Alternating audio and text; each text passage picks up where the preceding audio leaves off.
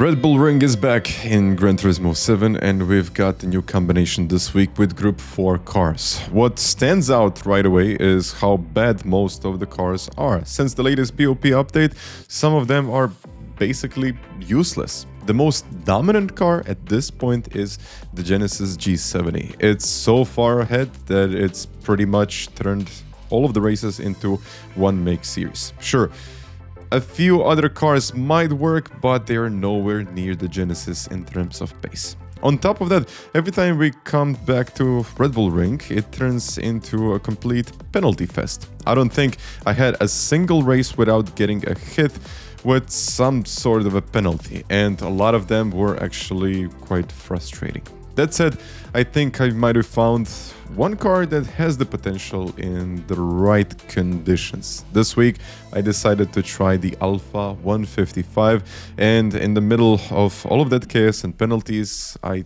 think it actually held up better than I expected. I guess let's try to make this car work.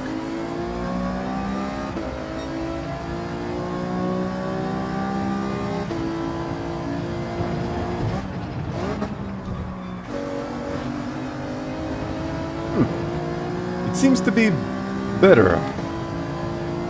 It seems to be better than the Lamborghini that I just tried. So it might actually work.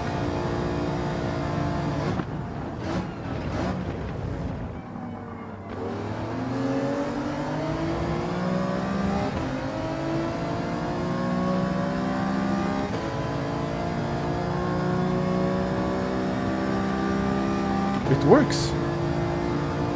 It works, everyone. It works.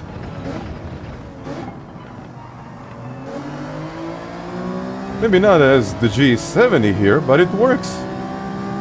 Now we have custom slipstream enabled, which means you're getting a much stronger effect than the standard slipstream, as you've probably seen in a lot of my previous videos. In Group 4, this makes the racing incredibly close. Still, some cars remain completely uncompetitive. I remember using that Lamborghini that just couldn't keep up, even with the custom slipstream. This car, though, seems to be holding a pretty decent pace overall. But on the straights, if you don't nail the acceleration or even slightly miss your perfect exit, it becomes incredibly difficult to maintain your position and defend. I still try to be as defensive as possible while keeping my chances of a good result alive. But straights are straights, and overtaking chances are always on the table here.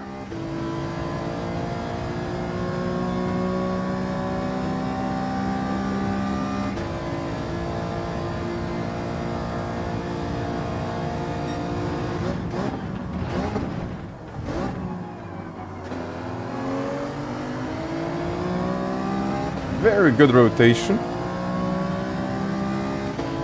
Very good rotation. All in all, I just try to stay in the slipstream and close the gap to P1.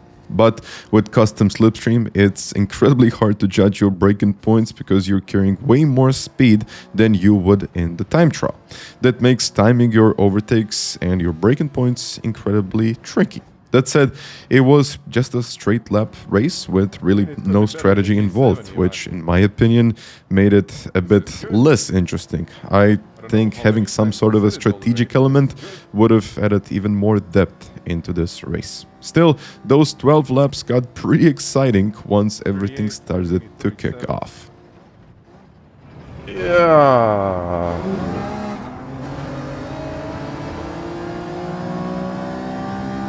That's why I really don't like custom slipstream.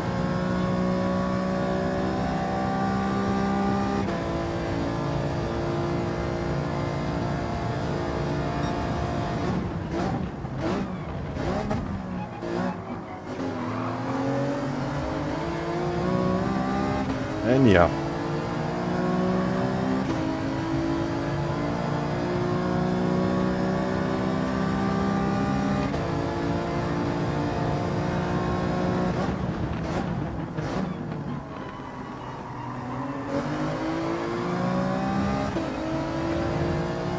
Now I need to go defensive. That's okay.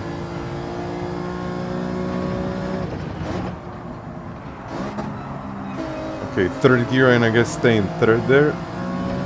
Too much understeer. I guess that's okay. I'll get used to it. I guess I'll get used to it. I don't know if I'm gonna get used to it, but I'll try. In the next lap, not much really happened. I was mainly focused on getting the feel of the car, just trying to figure out which gears to use, where to brake, and just trying to get as used to the car as possible. The goal was to adapt quickly and minimize mistakes later on. Of course, with custom slipstream, judging your braking points becomes really tough. You're carrying way more speed than usual, which in my opinion isn't the most ideal way to handle this kind of race, especially in Group 4, but it is what it is. At this point, I was just trying to avoid penalties and stay patient, wait until something happens in front of me. No penalties yet.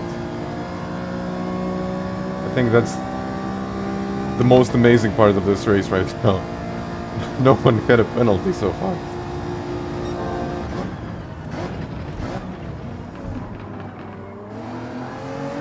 And I can feel the back getting really, really loose now. And yes, one of the really interesting parts of this race was the conditions that we were in. You can see that the rear tires are starting to get extremely cold after just a couple of laps, especially with the front wheel drive cars, which naturally doesn't heat up the rear tires as much. This leads to a lot of sliding and the car starts losing grip quite a bit. What's even more unusual is that the four-wheel drive cars usually run with braking bias to minus. And I really know that it's strange, but all of the four-wheel drive cars in this game, the braking bias works in reverse. So minus is actually plus and plus is minus. So to get more rotation of the rear end, you need to use minus. Well, I know it's quite strange, but it does work. And I'd definitely recommend trying it during the qualifying. Overall, it was, I guess, just about pushing to the limits and adapting to this pretty unusual race.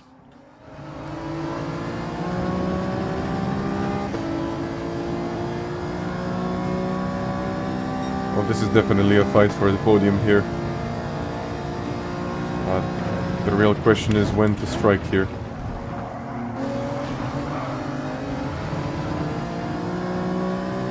I think I just found the anti-meta card this week.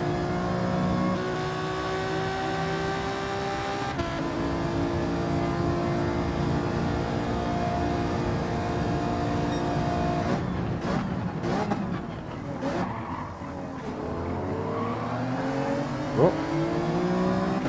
Just as I said. We're fighting for the podium, but the real question is who is going to get it.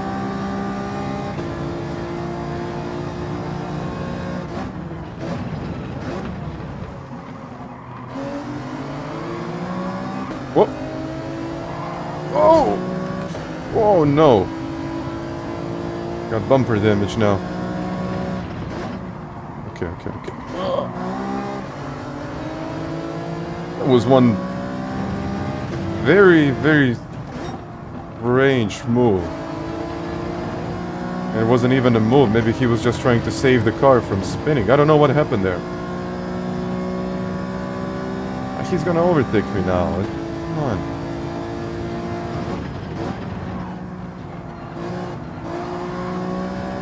Got damage. This battle was a bit unexpected, but it really shows how easy it is to lose a position, even when you're trying to push to get one. Even small mistakes matter, and sometimes going for an overtake too soon can cause a lot of loss instead of a lot of gains. So instead of moving up, you end up dropping back. So timing becomes incredibly important. But like I said before, these races tend to be pretty chaotic and there is always a lot going on. You've got to stay very sharp and adapt quickly because anything can happen in a split second.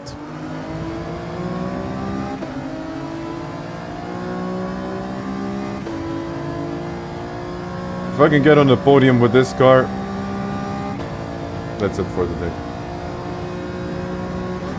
Oh no. Oh, no.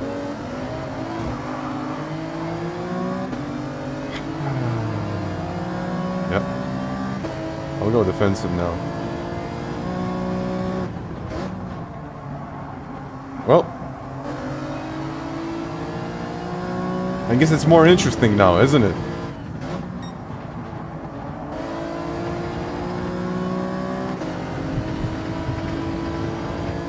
I got bumper damage now. The car is slower. I'll go defensive. Bumper damage gone. Let's brake later. Just constantly trying to save this car. It has decent straight line speed, but with damage... Well, to justify the title of this video, I guess I just had to wait for that one moment to happen. It was relatively clean, I guess. And then, of course, it needs to happen.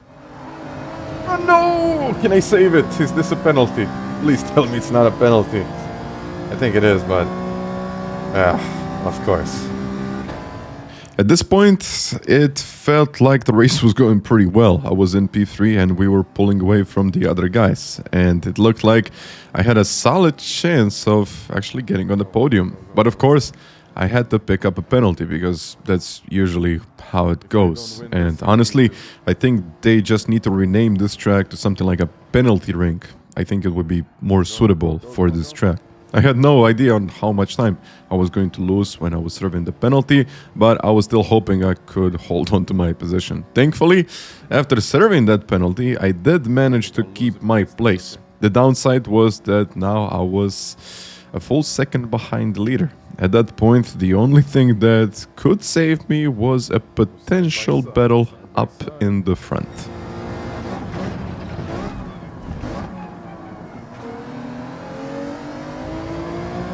I mean, this really helps because I can get closer. They are still side by side.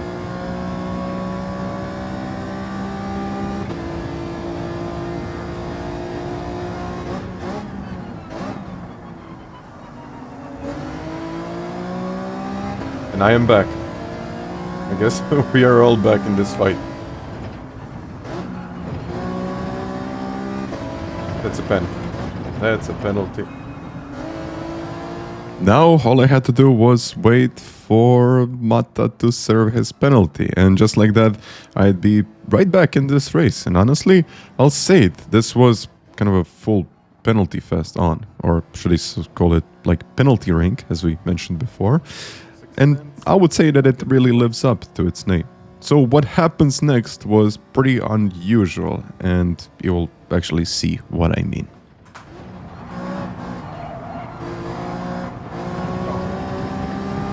Okay.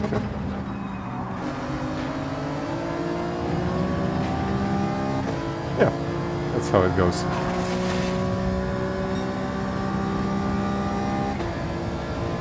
What is going on with this race? What is going on? What just happened? What happened was that I ran slightly wide during that battle and I picked up a half-a-second penalty. As for him, he ended up hitting the wall and later he told me it was because he was looking onto his phone. So yeah, don't check your phone while racing. At this point, all I could do was just wait to serve the penalty and there wasn't much else to expect. And I was just trying not to lose too much time and well, kind of still try to be in that fight. But Red Bull Ring being Red Bull Ring or penalty ring, even the leader ended up with a penalty. I was trying to wait to see if something is going to happen, but in the end, not much really did. Still, considering everything that went down in this race, I think it's fair to say that the podium finish was actually a pretty solid result. But you know what? Getting a podium in this car, I'll take it. I'll take it. I mean, it could have been a lot worse than this, couldn't it? And this car actually has a solid chance of winning here. It might not be the best car, let's be honest. It's not the best. But it can work, I think. And if you're serious about improving your skills and want to understand what really sets fast drivers apart, I highly recommend checking out my online course. And here's the best part. If you don't see improvement, you will get a full refund. So there is nothing to lose. Once again, thank you very much for watching, and the link will be down in the description.